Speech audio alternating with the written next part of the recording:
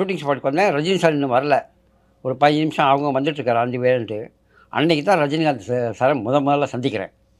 கார விட்டு இறங்கி அவர் நடந்து வந்த ஸ்டைலு பார்த்தோன்னே, வாவ்! என் வாழ்க்கையில அப்படி ஒரு நடை, அவ்வளோ ஃபாஸ்ட்டான ஒரு நடைய நான் பார்த்ததே கிடையாது. வந்து நின்னாரு. டைரக்டர் வரலையா? அப்படின்னு கேட்டாரு. இல்லை சார் இன்னைக்கு உடம்பு முடியல வரல. யார் இன்னைக்கு சாங் யார் எடுக்க போறேன்னா, ஹரி. வாவ்! ஹரி நீயா? அப்படின்னாரு. எடுத்துட்டியா? நான் எடுக்கிறேன் சார். நீங்கள் நீங்கள் கோஆப்ரேஷன் பண்ணீங்கன்னா நான் எடுக்கிறேன் சார். நீங்களாம் டைரக்டர் ஆகணுயா. நம்மளை வச்சு ஒரு கதை பண்ணு அப்படின்னாரு. பண்ணுறேன் சார், கண்டிப்பாக பண்ணுறேன் சார் அப்படின்ட்டு. அந்த சாங் வந்து வெறும் 2 லென்ஸ் யூஸ் பண்ணேன். 40 லென்ஸு 60 லென்ஸு 2 லென்ஸ் யூஸ் பண்ணி அந்த சாங் ஃபுல்லாக எடுத்தேன்.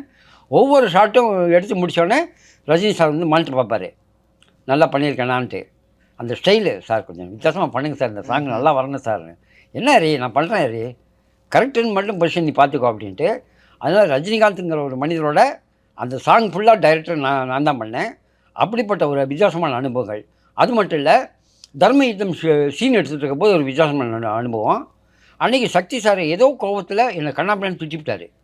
அத்தனை பேர் என்னையே பார்க்குறானுங்க.